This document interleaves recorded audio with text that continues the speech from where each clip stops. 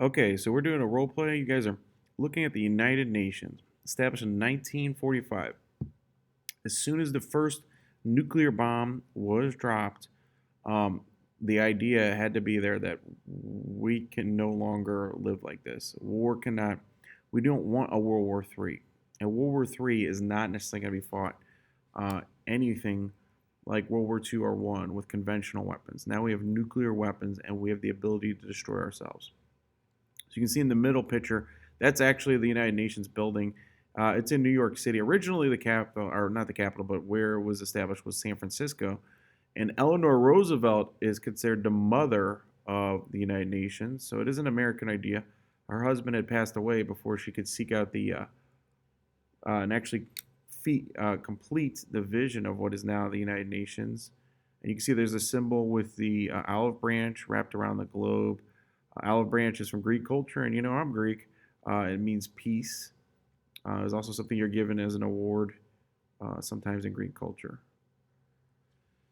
So, in 1945, the United Nations, or the UN, was formed after World War II. The UN is a world organization of governments that solve problems for peace. So, it's really a diplomatic organization where they try to work things out to make sure we don't go to war.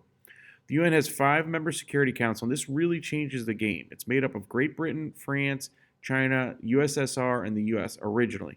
Those are kind of the 5 big winners of World War II. Obviously, the US and the USSR are the ones that come out of the Cold War, and this is just a couple of years before the Cold War really takes off. After the Russians steal the technology to make a nuclear bomb, and they're the second country they have nuclear weapons, and that changes the game. But originally, the USSR, especially with Roosevelt, was somebody we're trying to work with. Truman takes a different position than an FDR, Franklin Delano Roosevelt. They become much more oppositional to us, and when they steal and they have nuclear technology, it becomes very divisive and leads to the Cold War, creates the Cold War. But here's the key: Great Britain, France, and China, the USSR, and America, we all have what's called veto power. So they can veto or say no and stop basically any world law.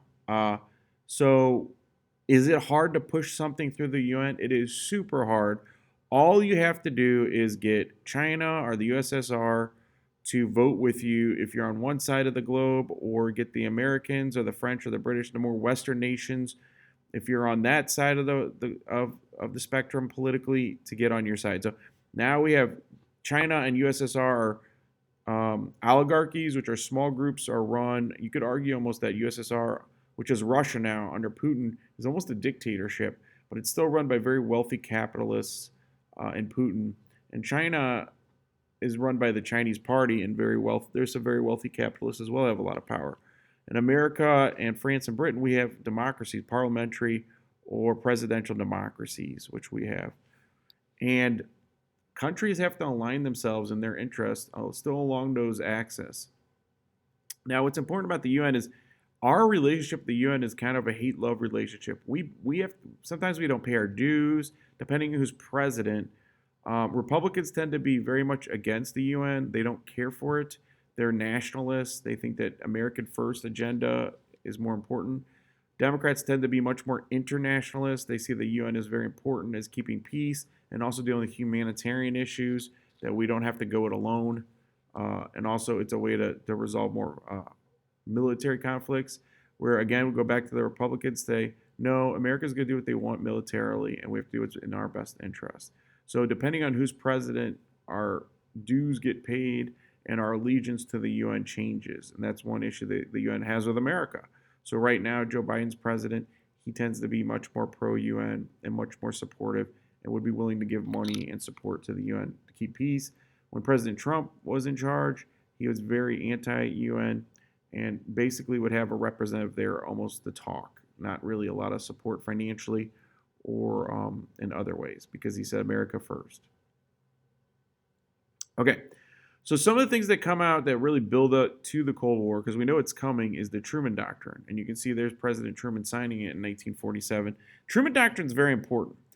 So after the UN's established, we start dividing up the world, though. Very quickly, within 2 years, we start cutting up the world into you're either with the US or you're with the USSR, and you're going to have to make a decision.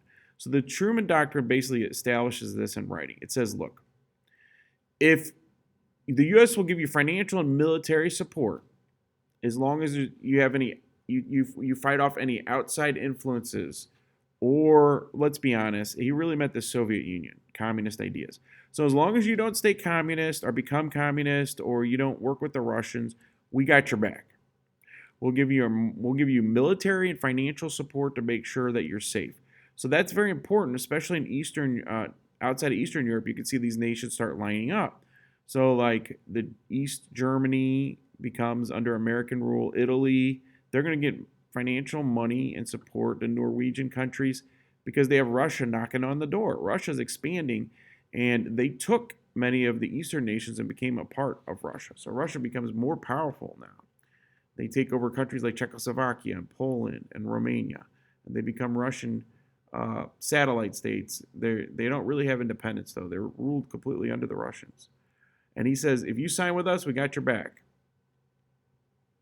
Now, the next one's even, maybe in some ways more important, is the Marshall Plan. Same time, we're going to militarily give you money and back you up, but this is big. And this is named after Secretary of State George C. Marshall, that announced that the Marshall Plan would give financial aid to any nation, and this is what it says, quote, permitted the development of political and social conditions in which free institutions can exist. And I put in brackets development and the TED. That means that I added those into the actual quote. Or help nations that were capitalist or not communist. So if you stay capitalist, we are going to take care of you. Did we take care of them? We really took care of them.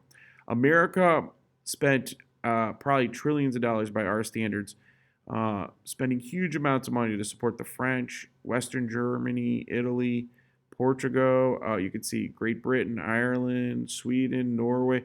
We spent a lot of money on these countries, and Greece even, to help them rebuild their countries, and they need it. Because remember, after World War II, it is devastation.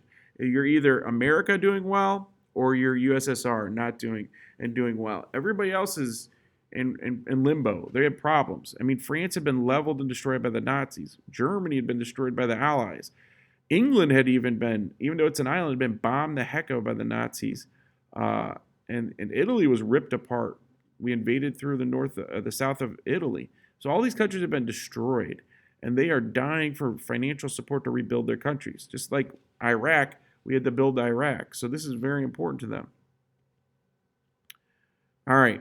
Now, the next thing that is established as soon as 1949, and this is not a coincidence, when the Republican, or I'm not the communist Russia actually got the nuclear bomb, and the Cold War officially starts. Now we want you to join the North Atlantic Treaty Organization called NATO, and NATO still exists. And this has been the world order up until now. President Trump had caused some conflicts with this and saw this as a nationalistic issue. However, it's being reestablished pretty quickly, and people are looking to the United States. And we said the North Atlantic Treaty Organization was an alliance between the U.S. and the Western European countries, such as Great Britain and France, to fight together if one was attacked. So look, if France gets attacked by the Russians or USSR, America's got your back, Britain's got your back, Western Germany's got your back. We all work together, and we call this collective security. Collective security is this idea that each non-states promise to fight all nation states if there's an attack under a treaty or agreement. So if one nation state's attacked, then we'll back them. And a nation state, just to be clear, is a nation is a group of people within a territory that have a similar culture and identity. And a state is it's a body of land with political boundaries that rules independently. So like France has its own French culture and people and state where they have boundaries that say this is actually France.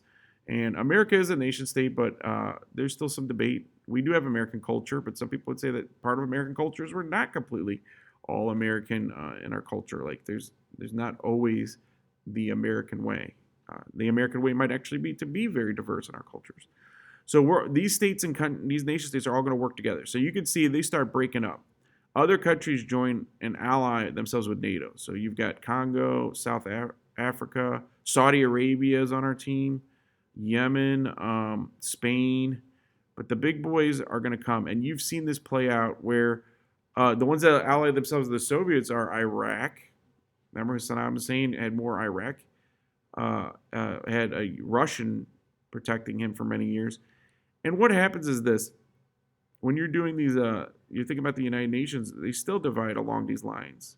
And Syria has actually moved very much with the Russians as well. NATO's still there, and it's regaining its strength. And basically, and you can think of two examples where it's actually been in action just recently. Afghanistan, that's NATO that went in there. It wasn't the UN that allowed that, it was NATO. The Brits and the French, they helped us out. They sent troops into Afghanistan when we invaded. So did they help us with Iraq, and England was a great help to us when we took Iraq.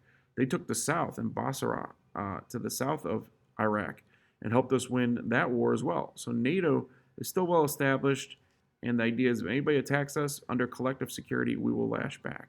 And when they say anybody, they really meant those that aligned themselves with the Soviet Union. Now, another thing that complicates events at the time is the Chinese Revolution. So we keep talking about the USSR, the USSR, right? Well, in 1949, coincidentally the same year that the Russians had nuclear weapons, the Chinese have a revolt. This changes everything. Remember, the Chinese were on our side. The Americans were very pro-Chinese and anti-Japanese at the time. Times have changed, obviously. So in 1949, China had a communist revolution. So you can see the red flag and the yellow stars. Mao Zedong, that's the guy that's painted that they're holding. And the Chinese Communist Party were communists. They went against the nationalists, which would have been like more capitalistic people for democracy. The guy's name that led that was Chiang Kai-shek. Chiang Kai-shek.